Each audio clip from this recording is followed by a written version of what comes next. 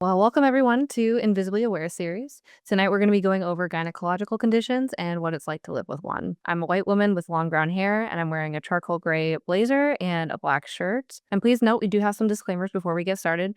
Please do not take anything that is said tonight as medical advice. Please consult your doctor for any medical concerns you may have. And please note that each person with a condition is unique, even among people with the same diagnoses. We see a spectrum of symptoms and how different conditions affect different people. And please know that we are not experts on these topics at hand, but our guest speakers are experts on their own personal experiences and their bodies.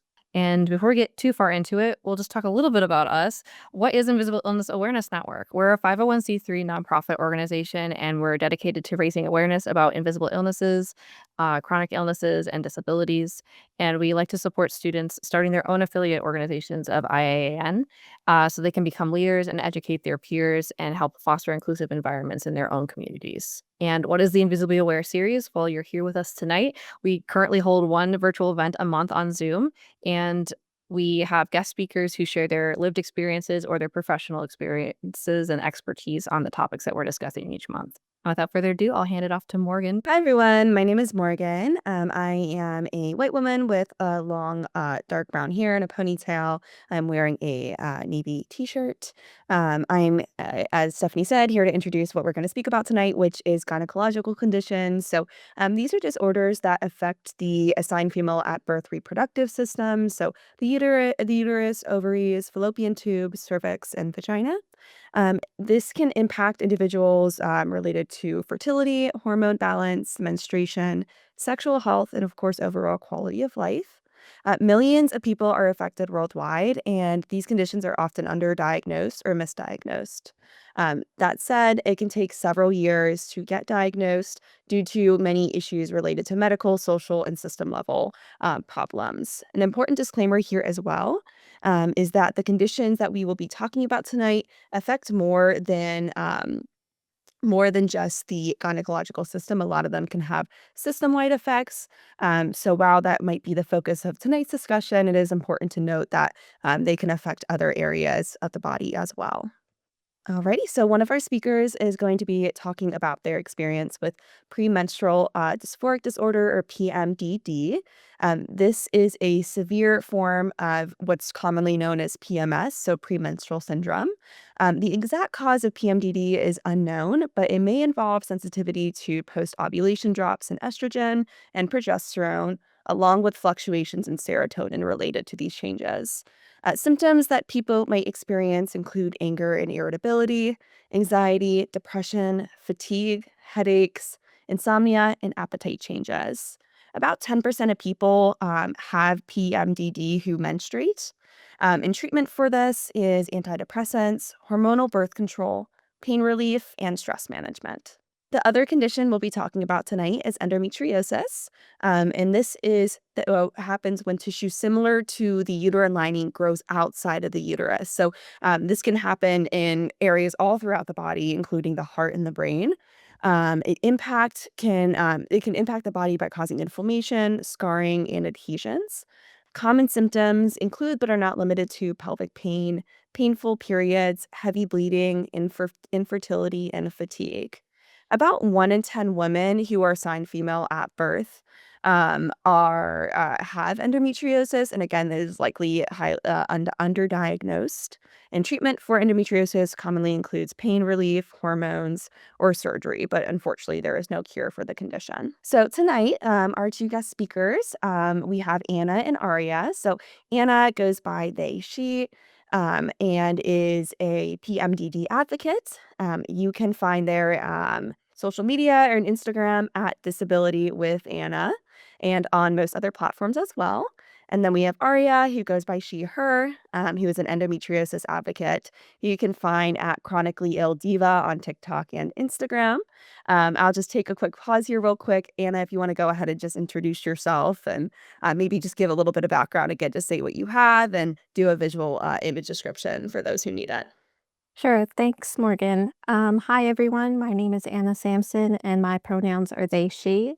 A visual description for me is that I'm a brown skinned person with dark black shoulder length hair, and I'm wearing black framed glasses. and I'm wearing a black t-shirt and using white earphones. So, a little description about me, I guess, is that I'm a DC queer disabled advocate living in Toronto, and I live with chronic physical and mental illnesses, among which include axial spondyloarthritis, fibromyalgia, bipolar 2 disorder, and premenstrual dysphoric disorder, which is what I'm here to talk about today.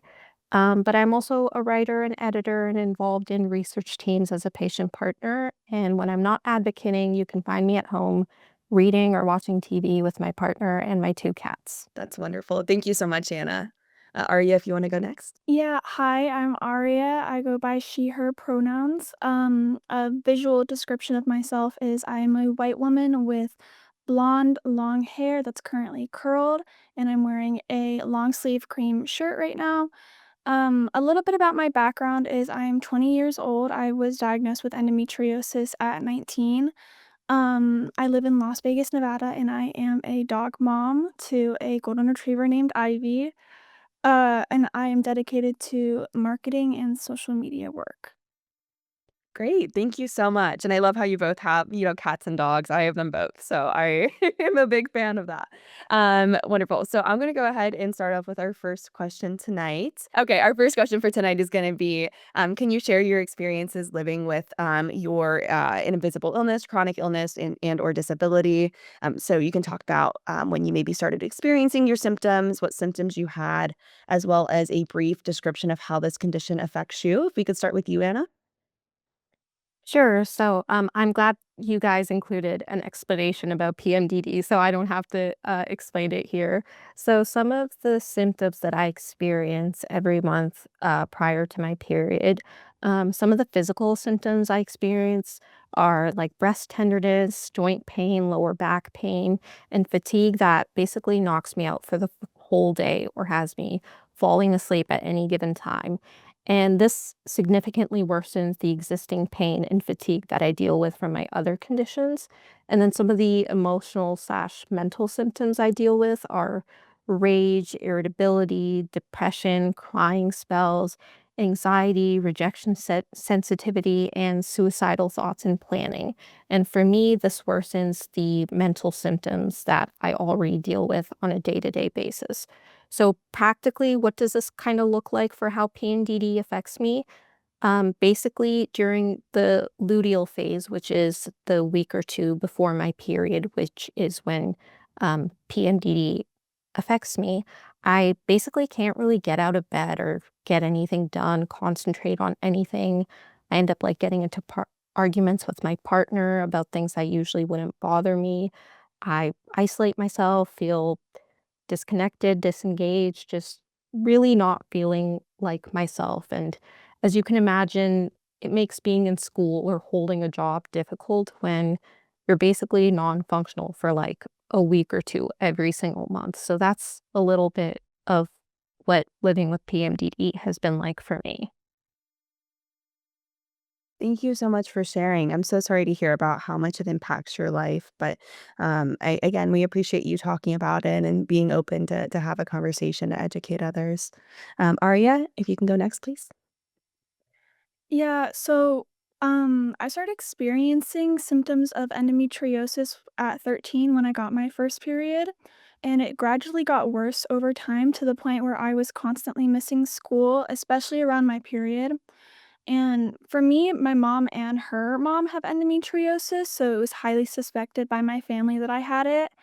I have a lot of symptoms, so I'm just gonna name the top 3 most persistent ones, that being severe pain in my lower abdomen when I'm not menstruating, aching pain similar to growing pains in my hips, back, and my legs, and pain using the bathroom both on and off my period. Um, and it affects my life with, like, intense pain, even especially when I'm on my period, fatigue, bloating, and flare-ups that I can't predict, and it can make simple tasks feel super overwhelming. It impacts my energy, my routines, and sometimes just my ability to function. I wake up in the morning and I feel like I can't get out of bed. It feels like my bones are 500 pounds. And it's something I'm still learning to manage while still showing up for myself and others in my life. Well, that makes sense. Thank you for sharing. I appreciate that. You kind of touched on this already, but for both of you, can you tell us more about your journey to getting diagnosed? Like, how long did it take you to start seeking help, and how, after noticing your symptoms, how long and how many doctors did it take to receive a diagnosis? And what was your emotional reaction to receiving a diagnosis? I know it kind of affects everybody differently. Some people are happy to finally have, like, this is my answer. And some people kind of deal with grief, and some people kind of deal with both. So, if you could share your experience with that, that would be great. Anna, do you want to start? Sure, I can go first. So I'm actually kind of still in the process in a way, but I'll kind of start at the beginning. So for me, I was about 21 or 22 when like PMD first started getting bad for me. Like I had experienced like some of these symptoms when I was a teen, kind of sort of in my late teens, but it just got a lot worse around 21, 22. So I was already seeing a psychiatrist for many years for like other issues like depression and anxiety. So I actually got diagnosed pretty quickly because about 6 months or a year after my symptoms worsened, I brought it up to my psychiatrist that I feel like I just feel so bad a week or 2 before my period, and I feel like this has been happening often. So, he asked me to, like, track my mood and physical symptoms for, during my cycle for a month or 2, and then he was like, "Okay, we'll talk about it after." So I did that for a couple months, and then we talked about it, and he said, "Okay, so you do have PMDD," and he updated my depression diagnosis to then say major depressive disorder with premenstrual dysphoria. So initially, I was excited to receive a diagnosis, but I didn't really find any like helpful treatments. So recently, I've been seeing a PMDD specialist who's reassessing me so we can figure out a new treatment plan. So that's kind of why I'm saying I'm still in the process of kind of getting diagnosed since it's getting reassessed. So I'll actually hear back about that next week. But my the psychiatrist told me about PME, which is another premenstrual disorder that stands for premenstrual exacerbation. So it's similar to PMDD, but instead of symptoms only appearing during the luteal phase, there are other symptoms of mental illness during the rest of the cycle, which are worsened during the luteal phase. And that sounds a lot more like my experience. So I'm still kind of excited to officially get a diagnosis and see what I have, but also to have been validated by my psychiatrist in the past about having premenstrual um, dysphoria, uh, like, and living with that. For sure. It's always great when providers like actually hear you out and listen to you and try to at least help you. I know you don't have a treatment planned right now, but getting you to that point is super important. And I'm glad that you have that support. Aria, do you want to share your experience? Yeah. So as I said earlier on, I started experiencing symptoms when I got my first period at 13, and it took until I was 16, so 3 years for me to start seeing a doctor for it because my symptoms had gotten so severe. And after that, it took 4 years to get diagnosed and 3 doctors, 2 OBGYNs and 1 gastrointestinal doctor, and that's not including ER doctors. Um, I was constantly being told that I just was overdramatic, I had a bad period, and, that, like, I was too young to have endometriosis, and my first OBGYN just put me on birth control for years, which did not help at all. I was still missing school, and it wasn't until I had a cyst rupture in 2024 where the symptoms got extremely worse, and I changed to my current OBGYN who at my consultation, I left with surgery scheduled for endometriosis diagnosis surgery. And my emotional reaction to receiving the diagnosis was I felt so many emotions. I was angry. I was very angry that I had been ignored for so long. At the time of my diagnosis, my endometriosis had gotten very severe, and I'm angry because if someone had listened to me earlier on when my symptoms just started, it wouldn't get as severe as it is now, and I wouldn't have had to been on the aggressive treatments that I'm on now.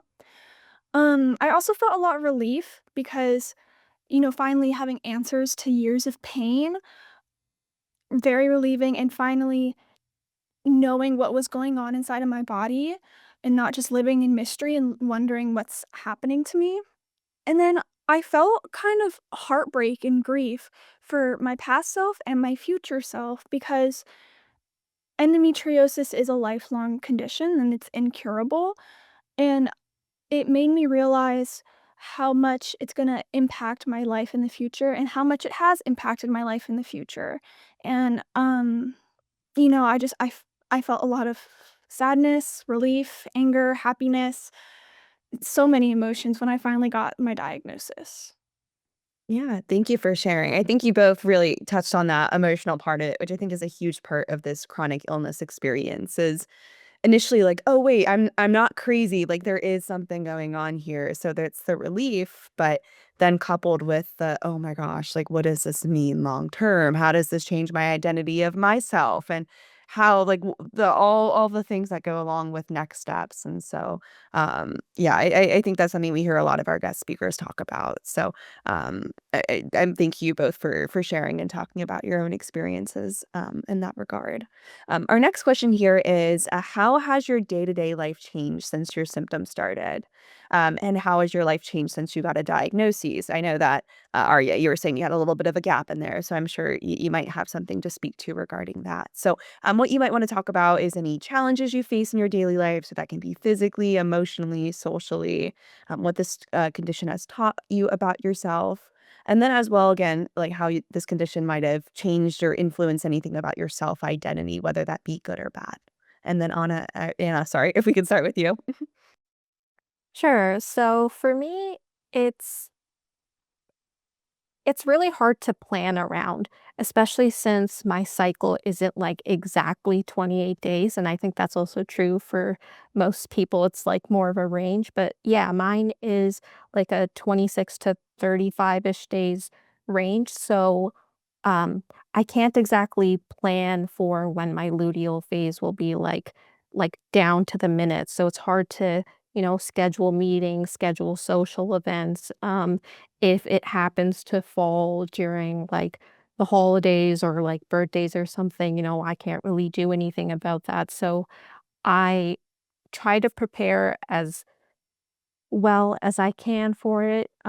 Like prior to the luteal phase, I'll try and get as much work done because I know that during my luteal phase, I'm not going to be able to get much done. So, kind of trying to set myself up for success for that. So, I'm kind of always scheduling a lot in my head, just being like, okay, I'm not going to be able to do anything during that week. When can I move this up? Can I postpone it for later? So it's a lot of thinking about that. But like I say this sometimes when I'm talking to people about PMDD that I feel like the luteal phase me and regular me are not the same person. Like I it kind of feels like a Dr. Jekyll and Mr. Hyde sort of situation where Mr. Hyde is like my luteal phase version of myself and I try not to make any like major life decisions during that time to make any like big purchases or anything like that or to even, um, like, have any serious conversations or anything during that time. Like, basically, anything very important has to be before my luteal phase or after, just because I know that I am feeling a lot more emotions and just my body is going through a lot more as well. So, I think my diagnosis has actually helped me be a little kinder to myself and give myself some grace for dealing with something that's so difficult and misunderstood. But I think it's also helped me communicate better because I can let people know that I'm unavailable during this like week and to ask for more patience and kindness from others around me during that time. And prior to my health issues and even the PMDD diagnosis, um, I didn't really communicate that well. I was more of a pushover. So if someone was like, no, let's do this thing now, I'd be like, okay, sure, even if I wasn't feeling up to it. But I feel like I've gotten better at drawing those boundaries to really take care of myself.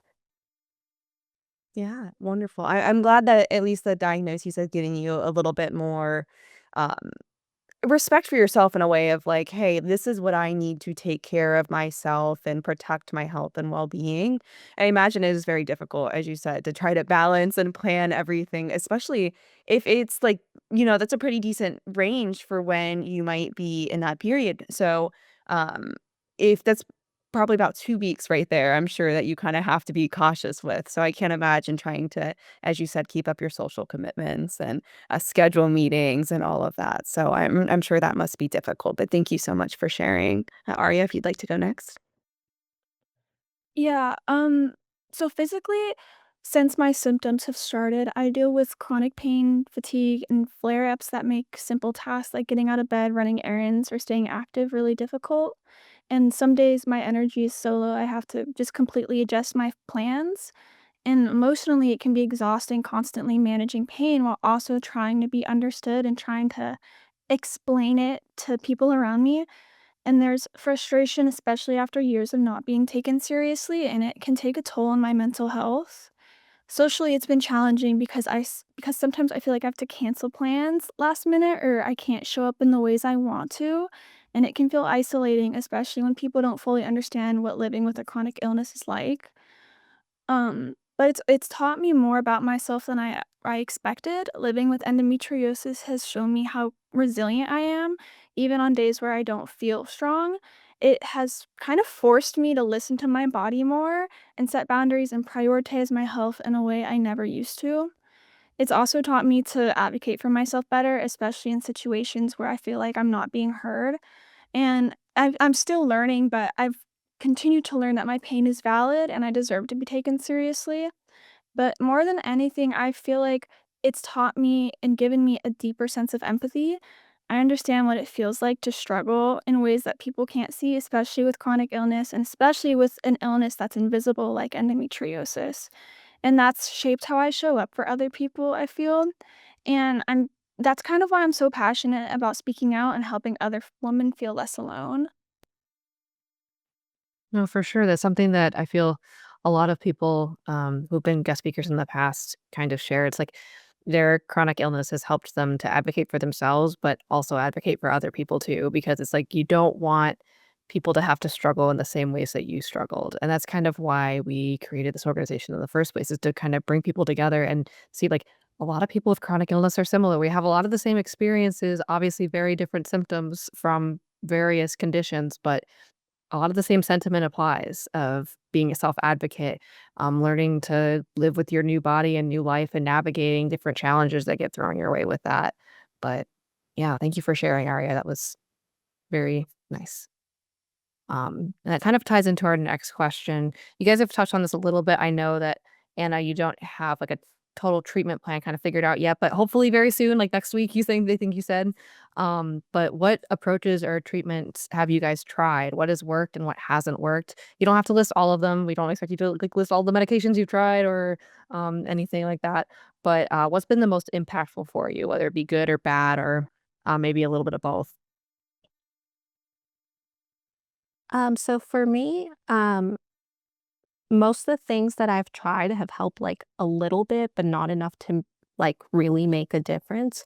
So I've tried taking antidepressants only during my luteal phase, which helped a bit, but not enough to really like bring down my symptoms to like manageable levels. And mostly I've noticed that with all the treatments that I'll mention as well, that they'll help my physical symptoms more than my mental, emotional symptoms. And frankly, that's where I struggle more with PMDD. So that was very frustrating. So yeah, trying the antidepressants during my luteal phase. I've also tried taking histamine blockers, which is more of like an anecdotal thing that some people with PMDD have said that I've seen online, and I was like, "I'll try anything as long as it helps." But again, it only helped my physical symptoms more, which still was, a relief, but not quite what I was hoping. And then I've also just tried, like, eating really clean and then exercising a lot. But that wasn't really sustainable for me with my other chronic illnesses, especially like the pain and fatigue, and was exhausting because I would have to be eating like very clean and then exercising like 6 out of 7 days. And even then, it would just, like, help my symptoms, but I would still experience them, like, it would never really lessen it enough for me to still be able to kinda get by without, like, other sorts of interventions.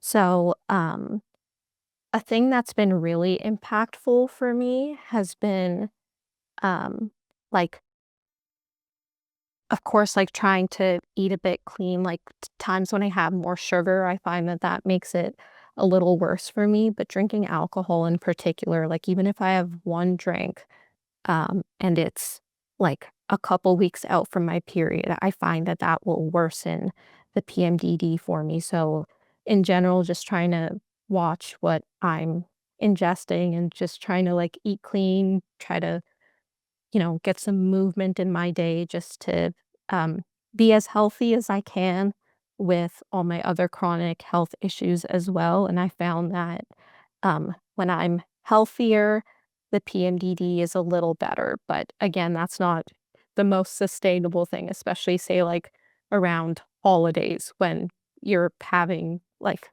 more sugary or unhealthy foods. But, like, the most impactful thing for me has probably been finding other people living with PMDD or just broadly even chronic illness. Like, finding that community online especially has been so helpful. I felt less alone in my experience, but it's also taught me a lot about coping with PMDD because otherwise I just felt really alone and, like, I I've never really heard other people talk about, like, premenstrual conditions, and when I have, it's kind of touched on PMS a little bit, but not really gone deeper into that, and I've always been like, "Okay, but this feels worse than that." So finding groups, I'm based in Toronto, so there's this one group in particular, the Canadian Premenstrual Disorders Association, who, like, they have resources and events and stuff that I've found really helpful, and it's actually through them that I learned about the clinic that I'm now getting reassessed at and, potentially getting treatment through, so finding these organizations and these, like, support communities has been really beneficial in just trying to cope and live and manage, living with PMDD. No, for sure. That sounds like it's been very helpful for you. I know a lot of people find a lot of help with communities of people who have chronic illness. It's like you said, you know that you're not alone, and that people are dealing with similar things that you are. Of course, we don't want people to be dealing with similar things that we're dealing with, but having that sense of community and having that sense of support is really important. Aria, do you have any thoughts on this? Yeah, I think community and finding um people alike, whether that's people with PMDD or people with endometriosis, can help a lot in like the diagnosis journey and just your journey in general because it reminds you that you're not alone in what you're going through, and it kind of brings together like like a community, obviously. um but hearing other people's stories and hearing other people's symptoms and just having other people to talk to that get it can help tremendously when you feel alone and when treatments aren't working the way they're supposed to be working. Um, that support and that community and those people can change it completely and make you feel better.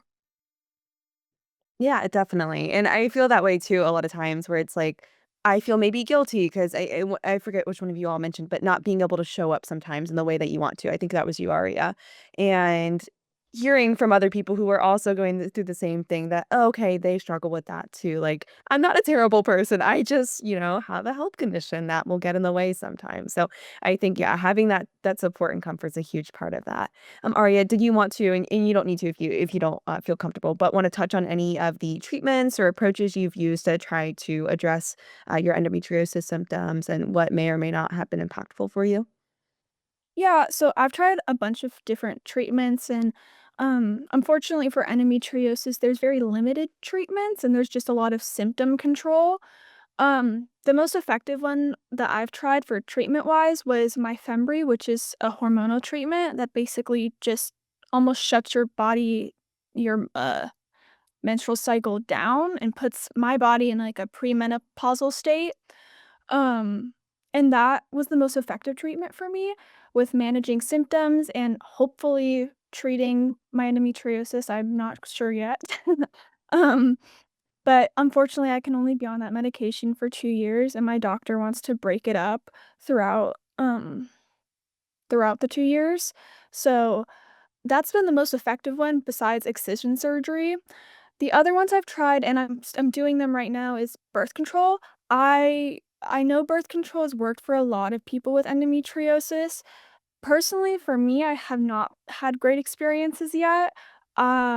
I struggle with depression as well, and birth control often makes my depression a lot worse, which makes it harder for me to deal with my physical symptoms. Um, so I've been struggling with that treatment. There's also pelvic floor physical therapy that helps a lot of people. It hasn't really helped me that much. And something I also have found that has helped me, which um, is the anti-inflammatory diet. I'm not strict on it, but just being more mindful about what I'm eating because endometriosis is an inflammatory disease. Eating anti-inflammatory can sometimes help with symptom controls. Yeah, thank you for sharing. I love how you guys both touched on diet and how much of an impact that can have. I feel like especially when we talk about the menstrual type of symptoms, I feel like there's a lot of research that needs to be done yet on maybe some of these non-medication, non-pharmacological routes we can use to help reduce symptoms. So I'm glad to hear that you both have seen some positive impact with utilizing those, and also that there is some medications, if not now, hopefully that in the future can continue to be used to help control that.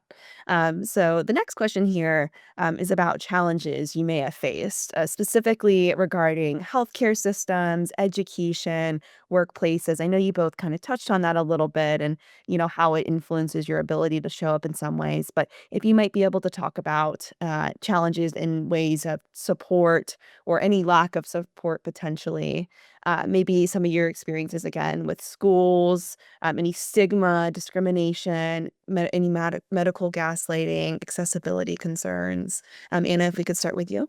Sure. So for me, I'm frequently at the doctor's for like my other chronic health conditions, and a lot of them don't know about PMDD. So that's really frustrating, especially since PMDD worsens my chronic pain and fatigue during my luteal phase. It just doesn't feel like it's addressed or acknowledged. So that's really frustrating for me.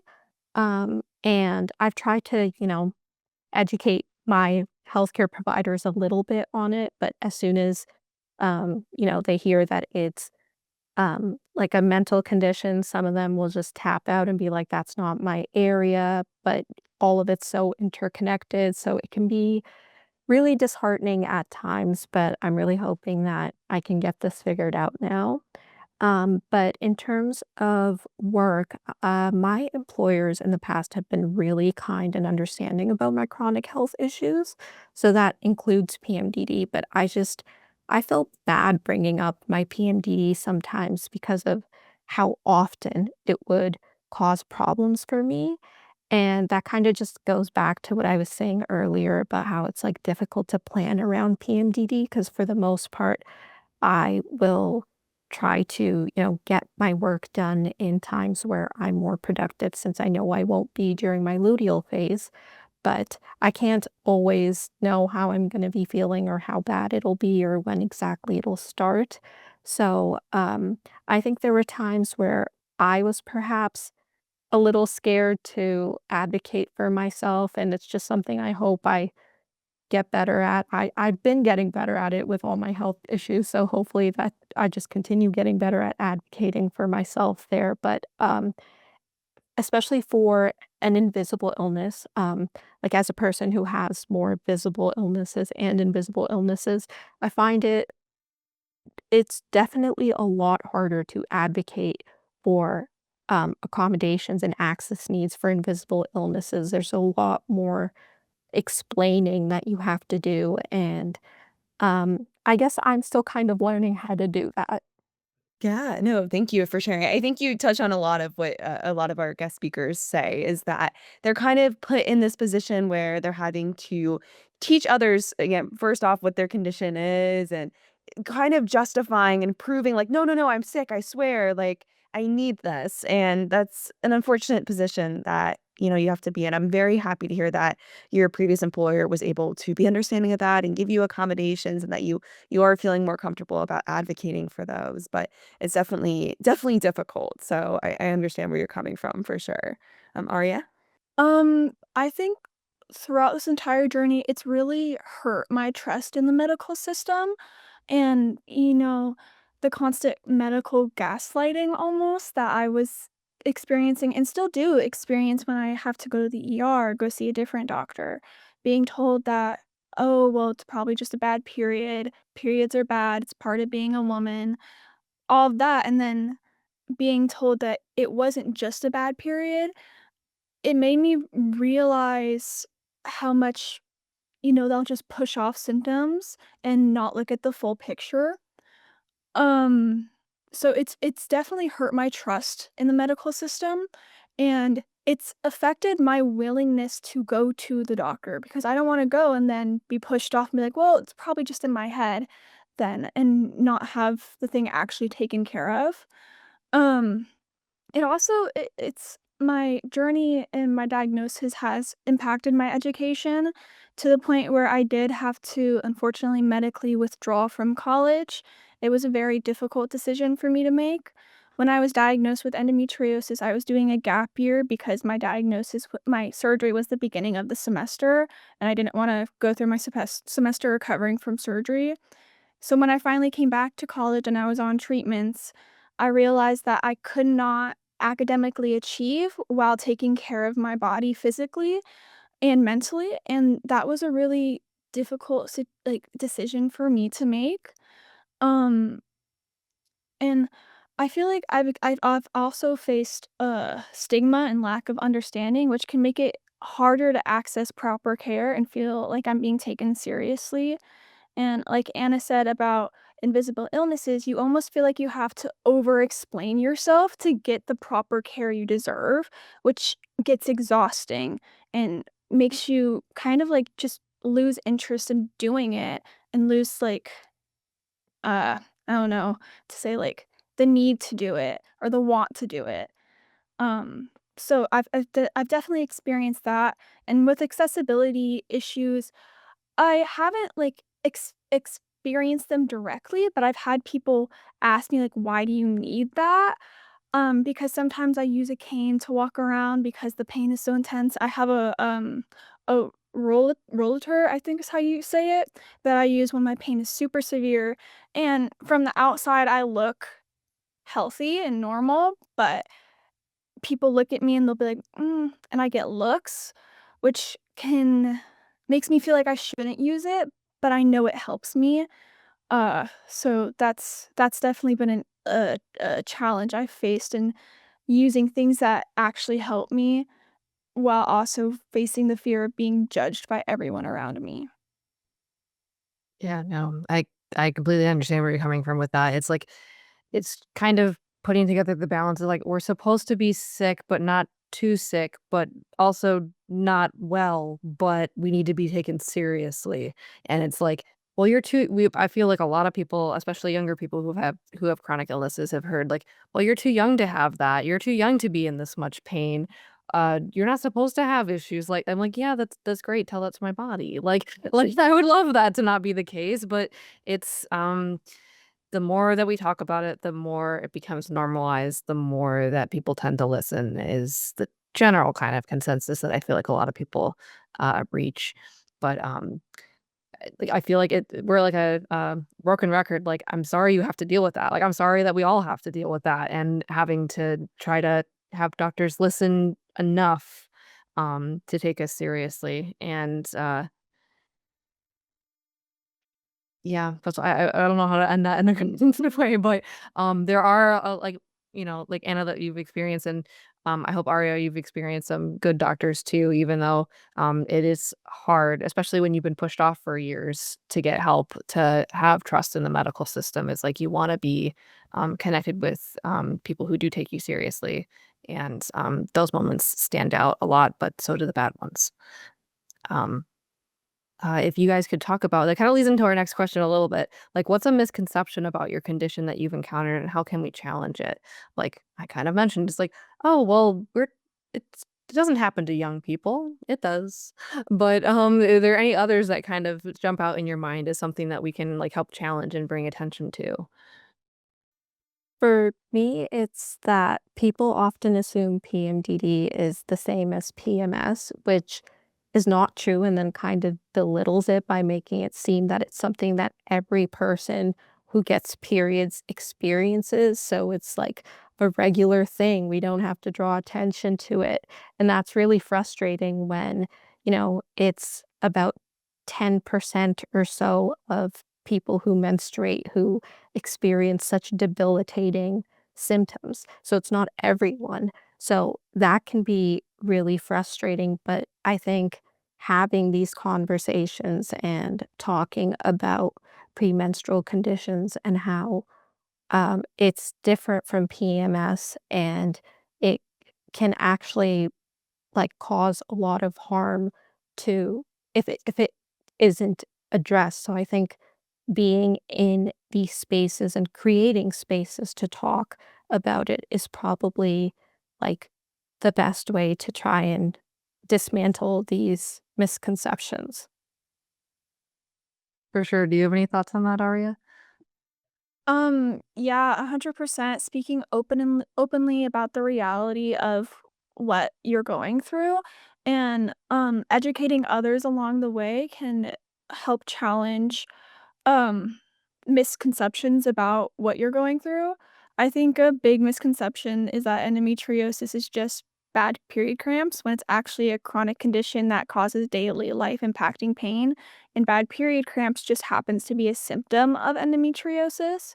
So I think definitely educating others and speaking openly and having conversations like these can help challenge that idea, and also teaching people that the level of pain you experience with a period should never, like, take you away from day-to-day life. Like, you should never miss school or work because of the pain you're experiencing. That's not normal, and it's not just part of being a woman or part of having a period. So I think talking more about that and educating people on what's normal and what's not normal can help break down and dismantle the misconceptions about endometriosis and such.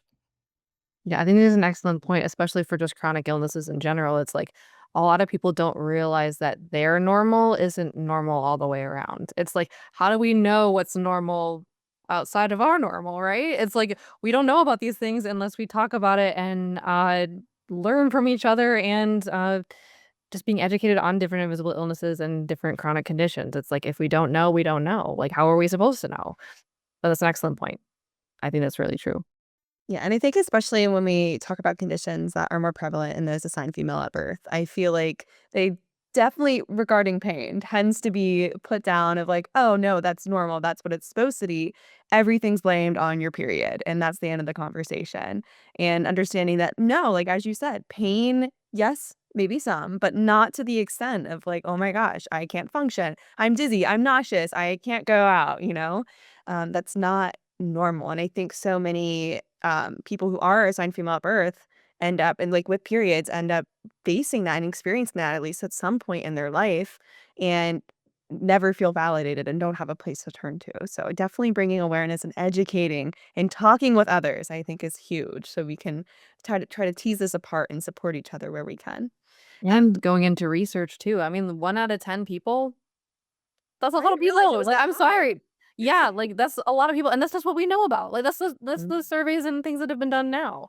I'm sure as, endometriosis research and other gynecological condition research, continues to expand, hopefully over the years, eh, we'll learn more about it. Hopefully we won't find even more people have it, but, just learning more about it and being open, like Morgan said, like, just we won't know until we talk about it, learn from it, research it. We need more research in women's health for sure. Um, but sorry, Morgan, go into the No, I mean, I was gonna agree with that. It shouldn't be the only way to get diagnosed with endometriosis shouldn't have to be that cut you open and do a surgery. There should be other options out there. And that's not even for endometriosis, a bunch of other conditions like PCOS. Like, why do we not know how to confirm a diagnosis for that at this point in age? So, anyhow, I'll get off my soapbox, but yes, love research, need more of it. I'll move on into our last question here. So, if there is one thing that you would want the public to know about your condition, what would that be? Try to keep it brief, maybe about 1 or 2 sentences. We can start with you, Anna. I'd say that premenstrual disorders are real and it's not just someone being crazy because it's their time of month. So just being kind because you never know what someone else is dealing with. Definitely. And we actually like to say that a lot. Stephanie loves to say that. Oh, I love to say that. I was gonna say, like, I might after Aria was gonna go, I was gonna be like, you hit the nail on the head with that. We like to end our presentations in general with like, you never know what someone's going through just by looking at them. It could be an invisible condition. It could be someone just lost a loved one. They could have a financial crisis. It's like you never know what someone's going through just by looking at them. So be kind because it costs nothing to be kind. Might as well be kind. It takes the same amount of energy to be mean. So but anyway, sorry, continue. And Arya, please feel free to say your last thing. Yeah, so if I could say one thing to the public about endometriosis, it's that endometriosis is not a period issue. It's a chronic condition that can affect every part of someone's life. And just because you can't see it doesn't mean it isn't real or debilitating. 100%. I don't know how to add to that to make it better. That was perfect. Thank you guys so much for sharing your time with us tonight, your expertise on your conditions, and being vulnerable with us, and just letting others learn from your experiences and sharing them. We really appreciate your time and all your energy it took to be here tonight. Again, you can find both Anna at Disability with Anna on Instagram and most other platforms, and Aria at Chronically Ill Diva on TikTok and Instagram.